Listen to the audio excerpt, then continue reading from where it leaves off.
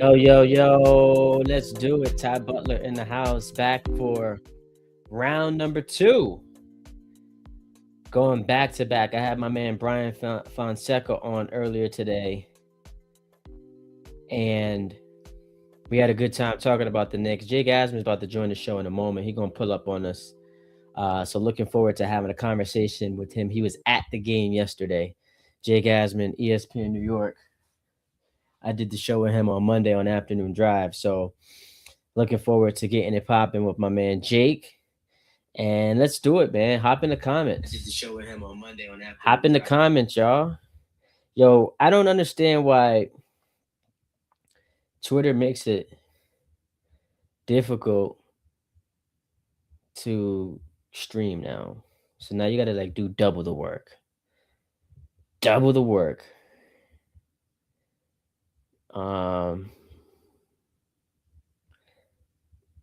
So I'm just throwing a link out there right now just so people can see that we are on talking Knicks with my man Jake Asman.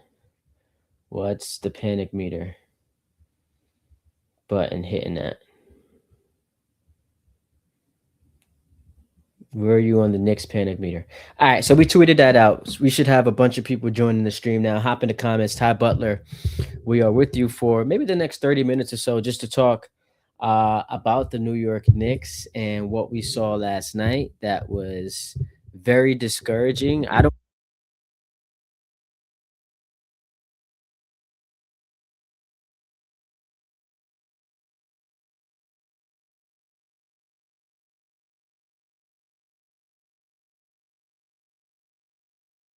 So let's get to it. Let's talk about it. Let's talk about it. Let's talk about it, y'all. Want to hear from you.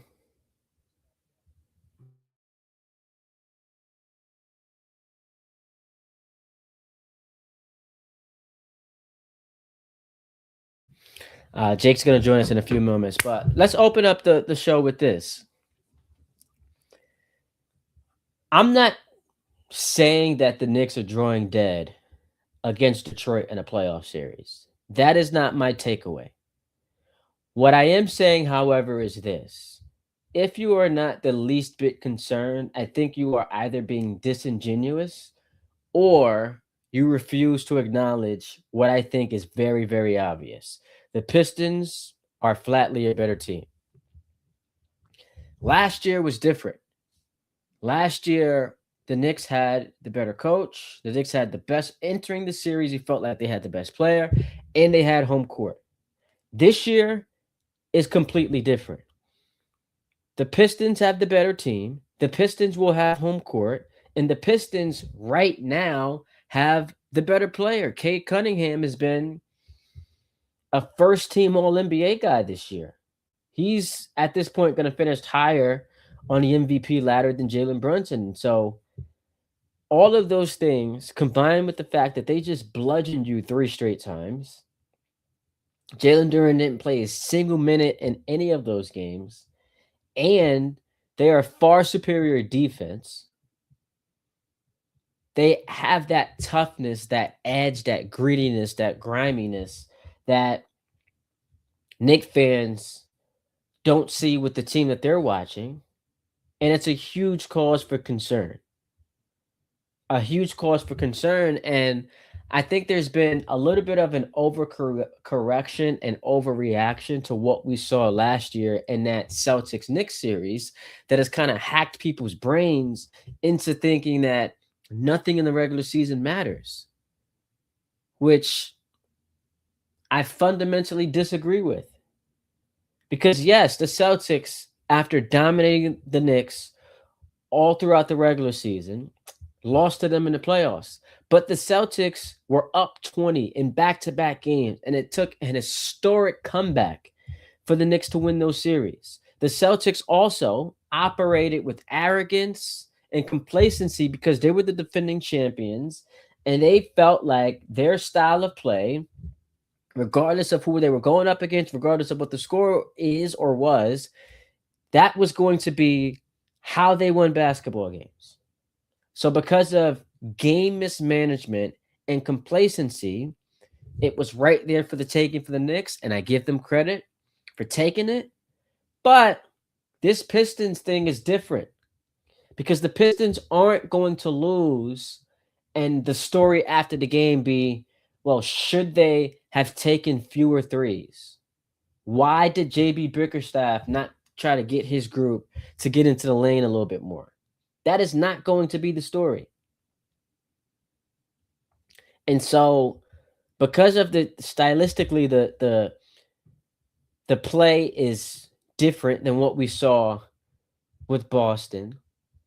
And because of this team being tougher and a much better version of themselves than they were last year, I just feel like they have the advantage right now. And again, it doesn't mean that I think the Knicks are drawing dead.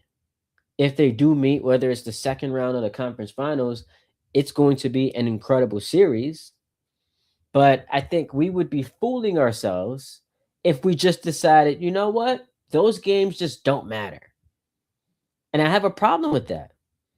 We watch games for the specific reason of enjoyment and to have some type of analysis afterwards. And then upon the result of that game, we then get to decide whether or not it counts, because if it's favorable to us, then yeah, it's like, oh, okay, see, the Knicks proved they could beat the Pistons. But if it's not, it's like, well, it doesn't really matter anyway. And I don't think that that's fair.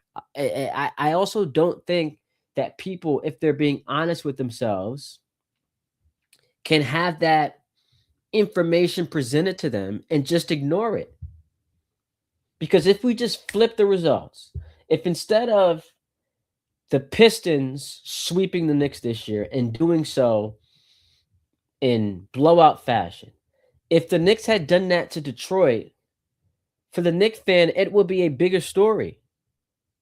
Does anyone believe that if the Knicks had swept the Pistons, we'd be like, man, doesn't really matter? Because we saw what happened in that Celtics series.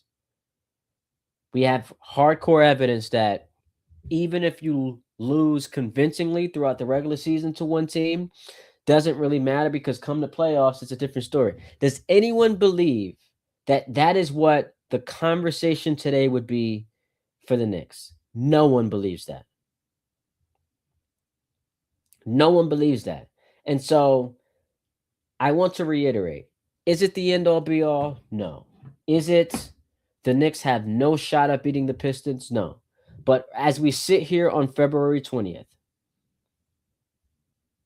right out the gate, you had a massive game between the two heavyweights in the Eastern Conference. And there was a team who won last night who clearly showed they have the best player, they have the best team, they have the better coach, and now, for all intents and purposes, they will have home court advantage against a Knicks team that, if you've been paying attention, not particularly good on the road. They are average on the road. And so I thought last night was very telling. I am curious to see what you guys think about it. Hit me up in the comments. Kevin Zwicker 96 says, I was mildly concerned about the Pistons heading into the playoffs, and after getting spanked by them again, I'm now very worried, as you should be. You should be very worried. My man Jake Asman, I think it's the first time he's on the show. I felt like there was such good chemistry. There was such good conversation. And, you know, the people enjoyed what we did on Monday on DHR on ESPN Radio in New York. I was like, yo, let's get it popping, man. Invite Jake on the show. So here he is. Jake, good afternoon to you, sir. Well, Ty, appreciate you having me. It was a lot of fun on Monday. I can't believe it's already Friday, man. This week's flying. It's crazy, man. You do a great job, man. You building the network amongst the Jet fans. So it's awesome to see you. I know you've got multiple shows. So first and foremost, thank you for taking time out of your day. I really do appreciate it. You got some Jet stuff cooking up for your next show? Yeah, man, it's crazy for a team as dreadful as the Jets have been. I'm able to do 2 shows a day on them and get calls on both. And, you know, sometimes even in like the off season, like June, July, pre-training camp, still doing 4 hours a day. This fan base is just unbelievable. So definitely grateful for it. That's for sure. I just wish, you know, you and every Jet fan, myself, we actually got rewarded for the loyalty. Cause, you know, I've said I don't think there's a fan base in sports that probably gets a worse return on their investment than the Jet fan right now, and it's been that way for a while. Yeah, because at least the Browns a couple of years ago made the playoffs with their fourth string quarterback in Flacco, right? And Stefanski's got the two-time coach of the year. So there's some recent success that if you're a Cleveland Brown fan, like you don't want to hear that, oh, the Jet fan is more miserable than anyone, but you have that on your resume. And now the Sabres, I'm not gonna pretend I follow hockey all that well, but it looks like they're playing pretty well. They could be into the postseason. So yeah, there sits the lonely Jets as you continue to sport your gear. We're just longing for better days. And before we get to the Knicks, real quick, I and we're not able to do this because we are forced to talk about them. But there is a part of me that mentally has already fast forwarded to the 2027 offseason where we get to hire a head coach and then I guess see what this general manager is. And now we get a quarterback and a roster overhaul. And so that is what is allowing me to get a little bit more sleep at night as I ponder what's happened with my dumpster fire of an organization. Yeah, I wish I could just like, Madden, you hit the sim button and just get through it because I'm with you. I mean, the big thing is they have all these resources, but there's not a whole lot of excitement. And I think that has a lot to do with the lack of belief from many in the head coach and just the fact that there's not this like obvious quarterback that they can Yeah. take. Like the Giants, I don't know how many Giant fans felt great about Shane and Dable a year ago, but once they drafted Dart, you had the hope of him. And even in a lost year, him playing well at times has excited their fan base again and attracted John Harbaugh to take the job, right? So, like, as a Jet fan, what do we have? Like, we have a lame duck head coach, and there's no path to even getting a quarterback similar to Jackson Dart, which is really depressing. Yeah, man. I'm taking the bait. You mentioned the Giants and Jackson Dart, and I got reminded of our conversation we did on them to open the show this past Monday on DHR, where I went at Dave because I think it's lunacy to even entertain the idea that the Giants could, in the next 5 years, win a Super Bowl. But you somehow defended that. And I was I was shocked. I was shocked. I thought we'd be on the same page that the Giants don't go from being as bad as they were to just winning the Super Bowl. But you defended the take, and I was very, very shocked that you did that. Yeah, I mean, to me, it comes down to 5 years is a long time. And if Dart's really good, you could flip your franchise around. I mean, the Patriots were a joke until Tom Brady was Tom Brady. Look at their history pre 2001. So you just have seen it enough times where if you get the coach and quarterback right, you got a shot. If I was betting my life on it, I'd say they probably won't win the Super Bowl, as I said to you on Monday. But they're going to be, I think, a playoff team this upcoming year, or at least in the mix. And like as a Jet fan, I'm jealous because like the Jets have not won more than 7 games. Forget the playoff drought. They have not won more than 7 games in a decade. It's insane. Yo, how about this? I don't know how much you focused on this because because it's something that I have mentioned, but I don't spend too much time on. The Jets could have drafted Jackson Dart. Yeah, they could have traded back into round 1 if they wanted to do something similar to what the Giants did, and they could have obviously just taken him at pick 7. And look, Armand Membu is an awesome player. It's one of the few things they got right. But I think if you give truth serum to every Jet fan and say, hey, would you rather have Armand Membu or Jackson Dart right now? You're taking Dart every time. Absolutely. All right. At Ty D. Butler, at Jake Asman. We are streaming live on YouTube. I just posted the link. StreamYard somehow has made it even more difficult for us to stream directly to Twitter. So I got to repost the link and do that whole thing. But streaming live on corner YouTube. Now. It gets buried in the corner. It's I don't know what's going on, man. But yeah, we're streaming live on YouTube at Ty D. Butler, at Jake Asman. We are live on Twitter as well. Hit us up on Instagram. Here to talk some Knicks. To be candid with you, I was supposed to be at this game last night, but last minute, my wife made some plans for us, and so as she is home for her midwinter recess break, she's a teacher. We got the kids as well. Had some free time. She's like, "Y'all want to hang out?" So I said, "All right, cool, let's do that." But I will be locked in at 7:30 to the Knicks. You were in attendance. So I need your firsthand perspective of what that trash was that we witnessed last night from about the middle of the third quarter on to the end of the game. Yeah, it was incredibly disappointing, especially because they came out and looked like they were ready to play. Like the Knicks came out, they took an early 9-2 lead, I think it was. Detroit called a timeout. And I was thinking, okay, like that was the message I wanted the Knicks to send right away. Like, take this game seriously. First 2 games, they kicked your you-know-what in Detroit.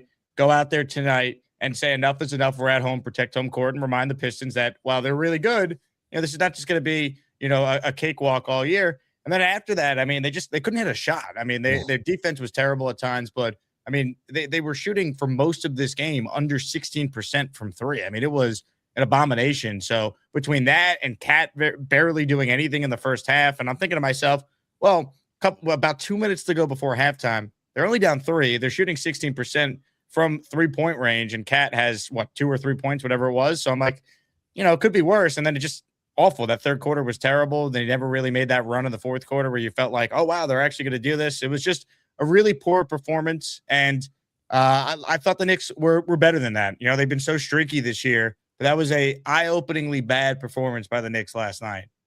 I got into it with your boy Jerry Ferrara on Twitter last night because this is the second time in the last couple of weeks where he's disagreed with my take on the Knicks, who, by the way, before the year, I did pick to win the Eastern Conference. And my takeaway today isn't that they're drawing dead. I think that would be very, very silly and overreactionary. But if you were to ask me, do I feel differently about this matchup than I did even 3 weeks ago? My answer would be yes, because while the retort is going to be, hey, man, look at the Celtics. They bludgeoned the Knicks all throughout the regular season last year, and then the Knicks were able to beat them in the playoffs. Here's the difference. The Celtics, by the way, were up 20 in games 1 and 2, so it took literally an historic comeback to beat that team in 6 games. The Celtics also, when you watch that series, played with such arrogance and complacency that they were never going to deviate from what their style of play was. And you would get this analogy. It's like the Dan Campbell Lions in that championship game against the Niners, where they're up 24-7, and every person with a brain is like, yo, just kick field goals, take the easy points, the clock is your friend. He's like, nah, this is who we are. And that was the Celtics last year. They're bricking 3 after 3 after 3, where it's like, man, Brown, Tatum, just get to the basket, get fouled. The clock is your friend. And so the difference is these Pistons don't have the 3-point variance that the Celtics had, where they could just go cold and let you back into the game. They're a tough team. They're defensively minded. And Cade Cunningham is an absolute star. And so I don't feel like, I just find comfort in history happening last year, and that's just going to dictate what happens going forward. I'm very concerned about this matchup because 3 straight times the Pistons have proven they're not just a better team, but they're better by a lot. It's just wild that we got to this point, right, Ty? Because going in, the expectation from a Knicks standpoint was, if not now, then when. The Knicks should be one of the top seeds in the conference. Right now, they're closer to the play-in than they are to first place, if you think about it. So they've been so streaky this year. I think Detroit, to their credit, has really used that exit in the first round as motivation for them this year. You've seen it. Cade's taking his game to another level. It's just surprising to see how streaky the Knicks are, because there's moments where they look like a team where you could see them getting to an NBA Finals. We saw that during the NBA Cup run, for what it's worth. We saw that during the stretch they recently won 8 out of 10, or they won 8 in a row, whatever it was. It's just it just comes and goes at times, and Cat and Bridges are so streaky when you need them to be more consistent. It's tough to truly buy in. I think what helps the Knicks is just conference is not that great, and if they could put it together over a playoff series, they got a shot. But now, like the Knicks, to me, you want to avoid Detroit till the conference finals and hope someone could pick them up before then. Right now the Knicks are the 3 seed and Boston's in front of them. Who would have thought that'd be the case? So they got to win some games here and be at least the 2. That should be the goal the rest of the way, because while they proved last year, I guess the regular season doesn't always mean everything when they beat the Celtics after Boston owned them. It's at least concerning, if you're a Knicks fan, how they have looked against the Pistons this year. It has to be.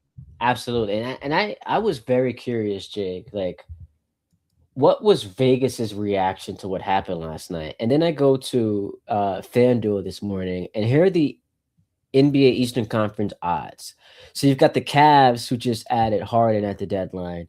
They're now the favorites, slight favorites over Boston, and it kind of looks like Jason Tatum's going to come back at some point. So you got the Cavs, the Celtics, the Pistons, all kind of like neck and neck, plus 340, plus 350, plus 360. And then there's a little bit of a gap between those 3 teams and the Knicks. What do you make of this? I guess it's just reacting to what happened last night, right? I mean, and the Cavs had it hard, and I'm still not sold on them. I'm not even convinced Tatum's going to come back and be Jason Tatum right away either, coming off the Achilles. I really think it's Detroit, and then maybe a gap at this point. I mean, that's how impressed I've been by the Pistons.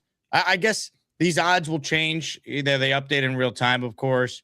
I still think the Knicks, if I was personally handicapping, I'd put them number 2 behind Detroit. I'm just not a huge believer in Cleveland or Boston at this point, but I mean, look, it's fair based on how the Knicks have played and how they played against really good teams at times this season. So I can't fight it. I just don't know at the end of the day if I'm going to get that worked up over it. We get some love coming from YouTube. Kevin Zwicker 96. Both of my guys. We got Aiden Rock says the Ty and Jake show. We've heard this one before. The Butt and Ass show. I think we can get a segment sponsored. I like it. Let's get Tushy to sponsor. Give us some free bidets. Yeah, and then maybe get Jalen Hurts involved, like with the whole tush push element. I don't know. There's some creativity that can be had there. So Cat, man, I just wonder, because we do see this like in the NBA, when your name is consistently floated in rumors at the deadline, and you know that your days are numbered. Cat has to know his days are numbered. Anything short of the Knicks winning the title, I think he gets traded. And it might not be for Giannis. It could be for something else. I just don't think it's a coincidence that since this past summer, he's been involved in the Giannis rumors. And now he is having one of his least productive years. Still an all-star, but the efficiency numbers have dropped. And last night, he was just invisible. You were there the first half. It's like, is he playing tonight? And then he like briefly woke up in the second half. Like that's a concern. Yeah, look, he's the most confusing star player that I've ever watched, like on a game in, game out basis as a fan of the Knicks. He's all over the place. And at times he looks like unstoppable. And he had some real moments for them during their playoff run last year. I mean, he's the reason why they didn't go down 0-3 to Indiana with his game 3 performance on the road. He carried them to that win. He had moments against the Pistons in that series. I remember the pivotal game 5 that the Knicks won on the road. He was sensational in that one, or game 4, whatever that game. I think was game 4. Yeah. So there are times when you're blown away by his ability, but I think you're onto something with the fact that he's been in the Giannis rumors more than any other player on this team, and I think it's affected him. I think you could see in the body language at times he's not all the way committed or all the way into the game at that moment. He's there's that saying, you got to be where your feet are. I think sometimes Cat kind of wanders and he's not always bought in. How do you barely shoot the ball in a pivotal game last night? Like, how do you not come out like the way Brunson came out and the way the other guys in the team came out and play with that level of intensity and demand the ball and get the early action set for you? It's alarming, but I don't know what you really could do at this point because the deadline's passed. This is their team. You got to just hope that the other guys around Cat can play well enough where if he's going to do this in the playoffs, you get the right matchup, right time, and you can kind of skirt through. But they can't win a championship without him being better. That's just the bottom line. That'd be a fun game to play, by the way. Like, just go back the last 25 years. The most frustrating player, New York City athletes. Like, that's a fun one. The most frustrating New York, and Cat's on that list. I'll give you one we work with. Rick DiPietro is an Islander fan. I love it. Because when Rick played, he was awesome. I mean, Rick will tell you his biggest problem was he staying on the ice. Couldn't stay on the ice. Randall's got to be in that conversation. Who's the most frustrating Jet of the last 15, 20 years? It's a great question. Just to watch. Because Zach Wilson just wasn't good. He just stunk. Can I say Sanchez? Because I was a Sanchez truther before that was even like a term. And it was just like, how could a guy play as well as he played in those playoff runs? 94 quarterback rating on the road. Like, he wasn't like people were like, oh, the defense was great. And that's true that in the regular season, but in big moments in those playoff games, Sanchez was excellent. And then it just never translated in the regular season. He could never snap those turnovers. He'd have moments of brilliance and then he wouldn't be able to complete a pass. So that second half against Pittsburgh in the 2010 playoffs, like, he was sensational. Amazing. Yeah. That's a good one. Sanchez being on that list. I guess so. I got a feeling like Sauce would have joined it. Like, had he remained a Jet long. I was talking to my father-in-law and a couple of other friends of mine who were big Jet fans, and we were just discussing like the Sauce thing because for years, And it would get me so angry. My father-in-law was like, Sauce is overrated. And I'm just like, bro, no, he's not. He's one of the best corners in the league. But then you look at him and he's still great, but like bad hands. He's too touchy. So I think that if he had remained in a Jet uniform, we would have come to see he probably makes that list. Great player, but like Cat, but infuriating to watch at times. But that would be a fun list we do sometime. Um, just last thing on the Knicks on that game last night, the Bridges stuff you mentioned, like, are you at the point where you feel like that's a bad trade? Yeah, I mean, look, how could it not be, right? I mean, they used 5 first-round picks to get him, and at times, he's really, really good. I mean, the Celtics series, he was worth it then, but when those picks have been used better in a different deal by now, and now the tricky thing with that is you just never know how things are going to play out. Like if they didn't make the Bridges deal, then who knows what their team would have been? Who knows what the alternatives would have been? But right now, I mean, if they don't get to an NBA Finals this year, Ty, they're going to have a radically different team a year from now. I mean, Yeah. Cat's probably traded. Bridges, I think, could definitely be traded. I mean, the only non-negotiable on the team, I think, is Jalen Brunson. Beyond that, I think if they fail to get back to even a conference finals, right? Let's say they're the 3 seed and they would have to play in the second round and lose to a Detroit, or they're the 4 and would have to play Detroit. Whatever the scenario is where they would have to face the Pistons before the conference finals, all of a sudden they get eliminated. How do you not make major moves after you fired the head coach, Tom Thibodeau, which I was vehemently against, oh, by the way, after you went to your first conference finals in 25 years. So I think the Knicks understand the gravity of what they're dealing with here, because after last night, if they don't, they're a lot dumber than I think they actually are. So let's see how they look these final 27 games here and get themselves playing a lot better going into the playoffs with the best seeding possible. That would be a tough pill to swallow, because some of the things coming off of last year that like fans lamented with great passion was the lack of depth for the bench, which you now have. Shamit's been awesome. Deuce, when he comes back, like he'll be fine. And we saw Sohan get some minutes last night, and Alvarado, he's a pest defensively. He had another one of those Alvarado steals. And so, like, when you improve your bench, you still have Brunson at the top of his game. Cat's an all-star, though he's like underwhelming. OG, I think, has been their second best player this year. If all of that adds up to you finishing a round earlier, I just don't. You're right, man. Like, you got to make some changes, but the Mike Brown situation is going to be revisited. We're going to have to do the whole, like, was firing Tibbs a good idea? Like, are we sure we got that right? And if we got that wrong, why did we allow Mikal Bridges, who appears to be one of the guys who didn't like playing for Tibbs, why did we allow his influence to be so impactful?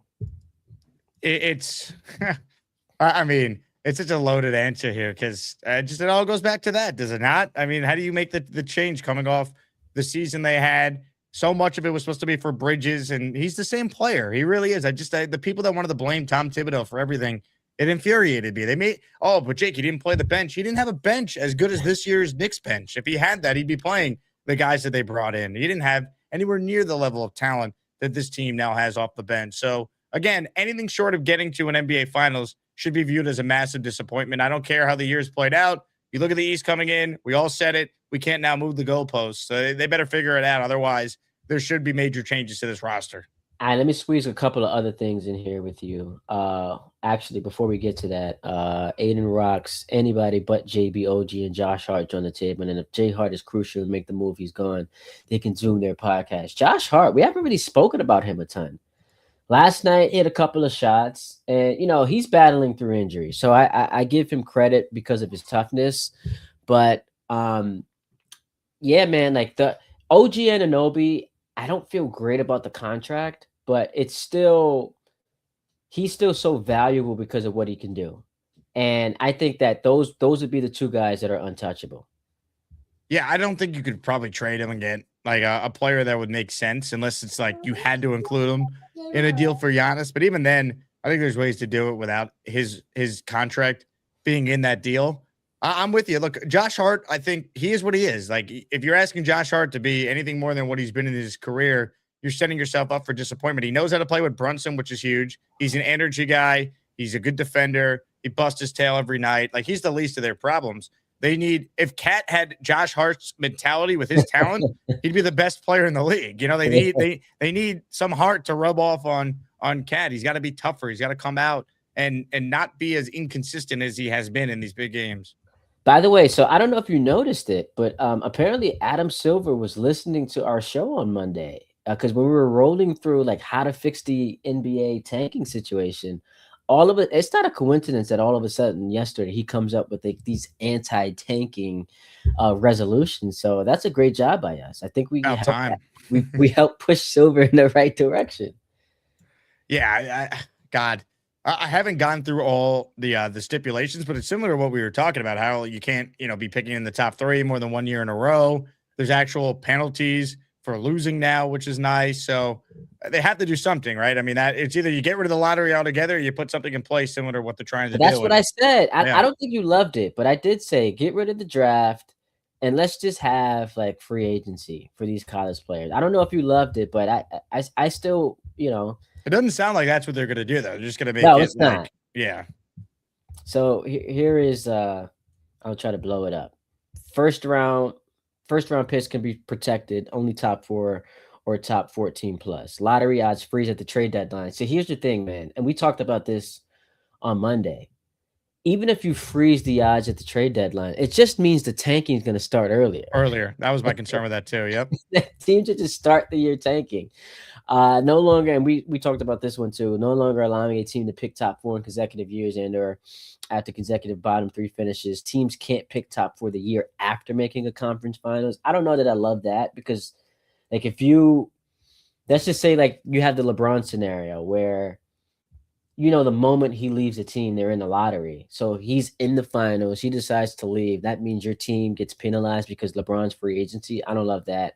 Lottery odds allocated based on 2-year records. Lottery extended it to include all playing teams and flattening odds for lottery teams. So Michael K the other day, I don't know if you heard this, suggested that you do it in reverse order.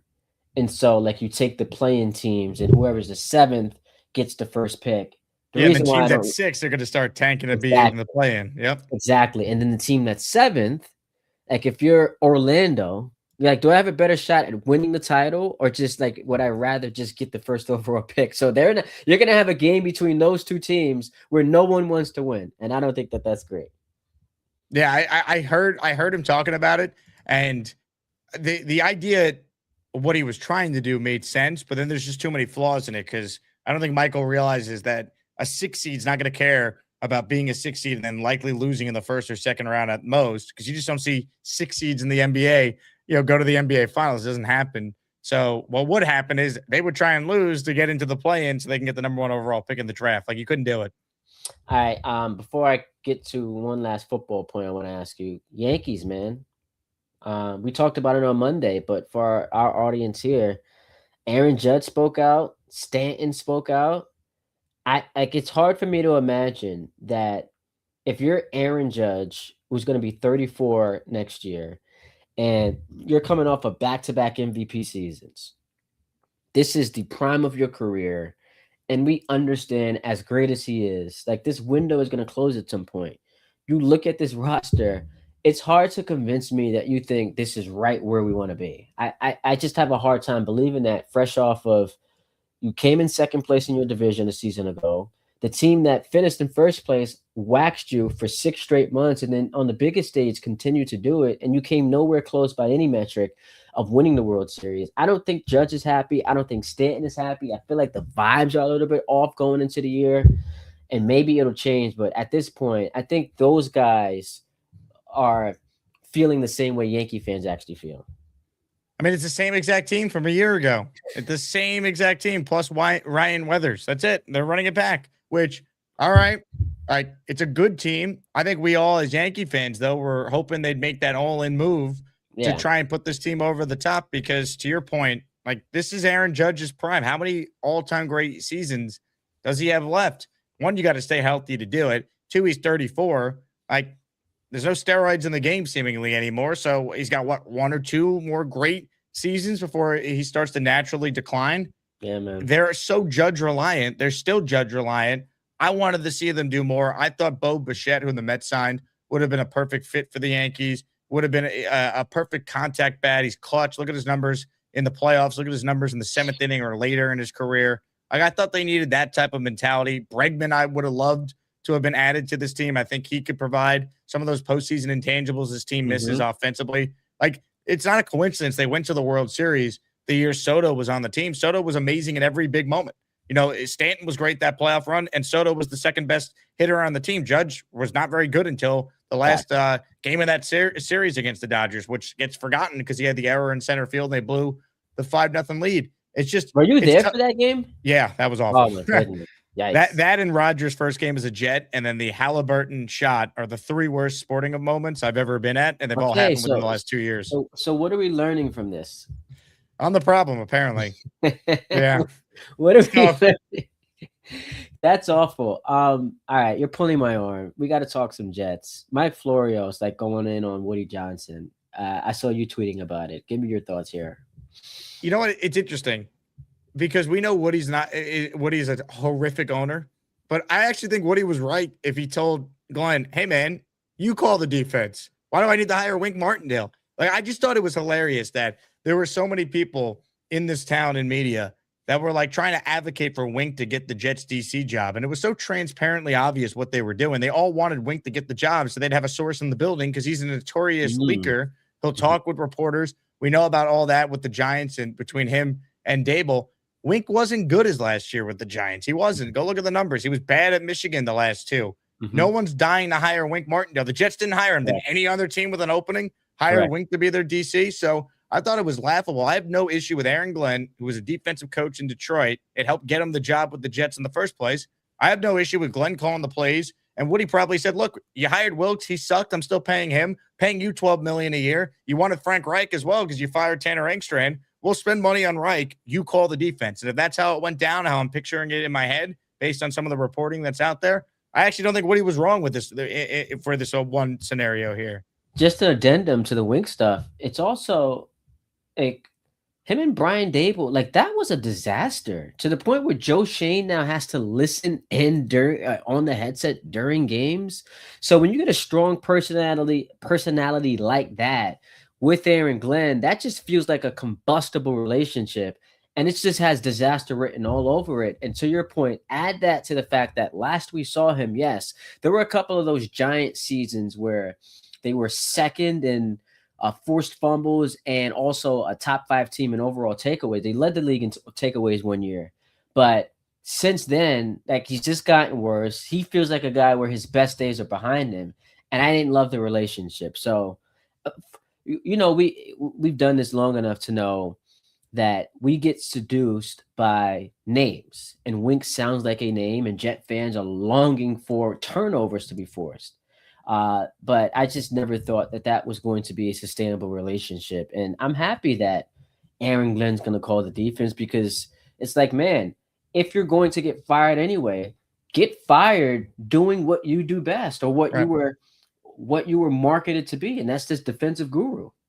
Totally agree. And again, look, Glenn wasn't great in Detroit, but I'd rather him just do that. So it's like, all right, at least you can have like a tangible result over your fate this year, right? Like, if the plan was to hire Wink and then Reich, what does Glenn actually do? Like, that's been my most frustrating thing with Glenn. He was lauded to be someone that would be able to hire a great coaching staff. That was one of the things that the Jets couldn't wait to tell everyone. He's going to hire a great staff. There's video of Glenn at the Combine a year ago talking about his staff and that one of the things he's most confident in is that this coaching staff he put together. And that was the worst coaching staff we've ever seen. It's only him and Hugh Jackson that have ever, after a year, fired both coordinators. He replaced 10 of 21 assistants after a year. So we know he can't hire a staff.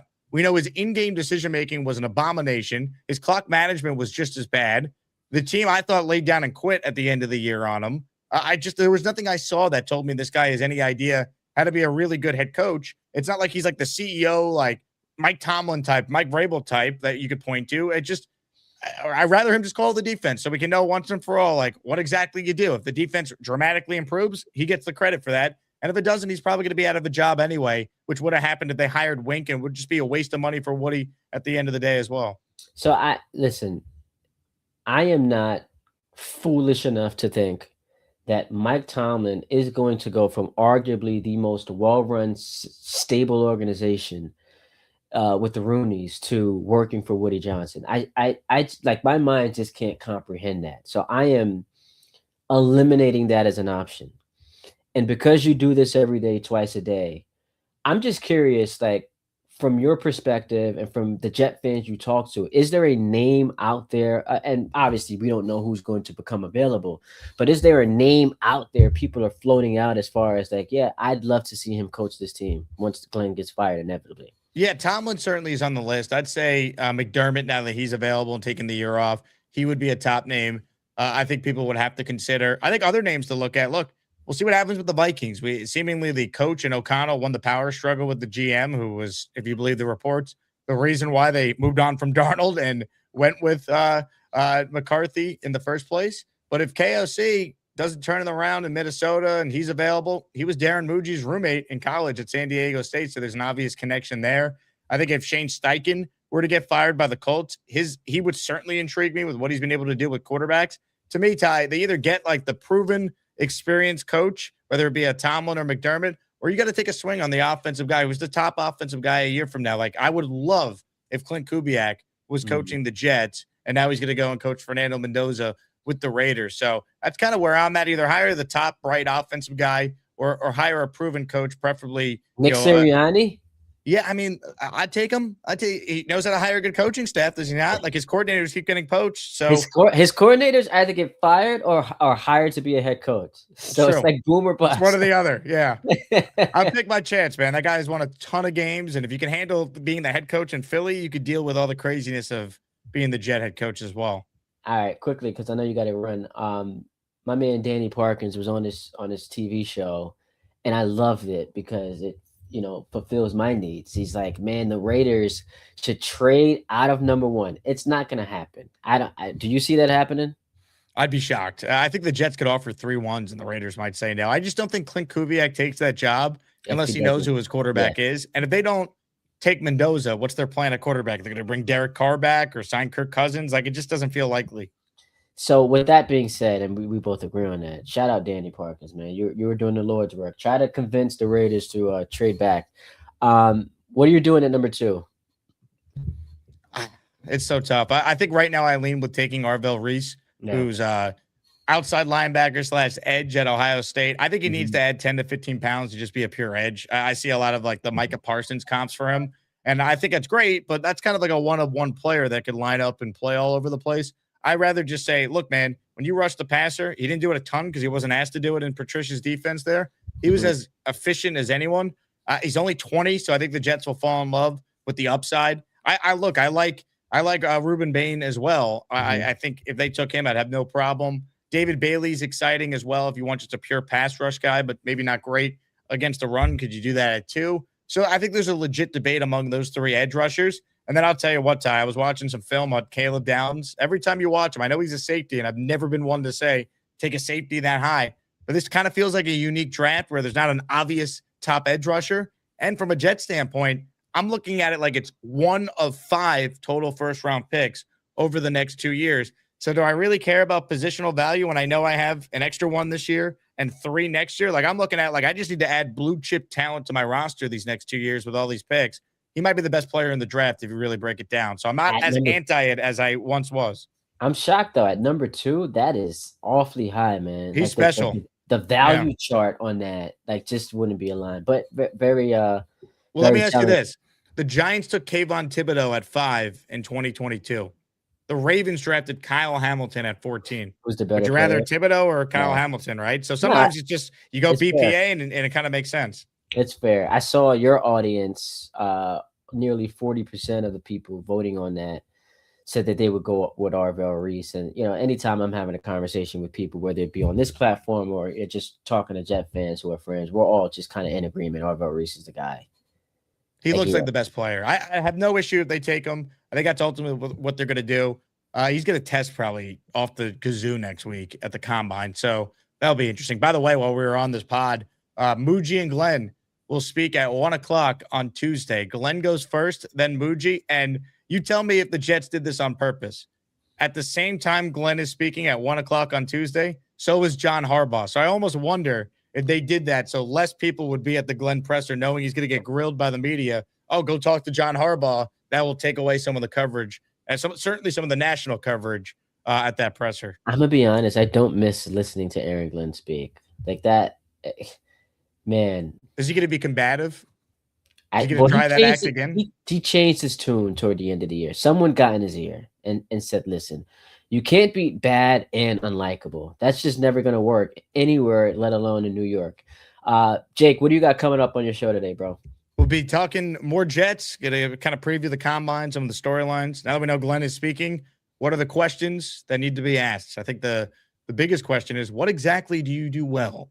No, I'm just kidding. But honestly, I would simply ask him, like, what did you learn from all these coaching changes that you had to make? You've touted how great your staff was a year ago at the same podium. Here we are a year later. You had a record amount of turnover. What changed? What did you learn? What was different about this process? Because that's kind of really where it all starts. Yeah, we're gonna keep that in house. The guys who are here are buying into what we're building, and so this foundation. I've talked to Woody, and I'm very upfront with him, and he's on board with what we're doing. So as long as I have the people in this locker room and the people on this staff buying into this vision, that's all that needs to be said.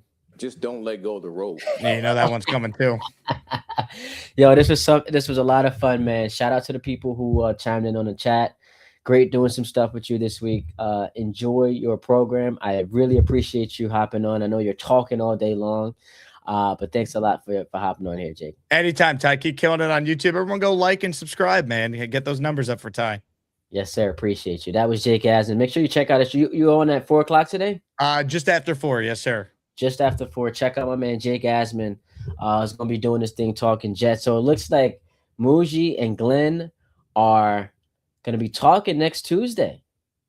So we a ton of questions for the two people tasked with running the Jet organization ahead of what is, and it feels like it's set. We say this every single year, but a massive offseason. Shout out to Jake Asman. Shout out to all of the people who chimed in today. Rudy Poo.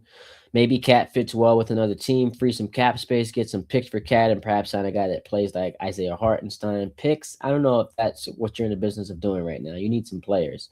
It's not even whether we can get first round picks for him.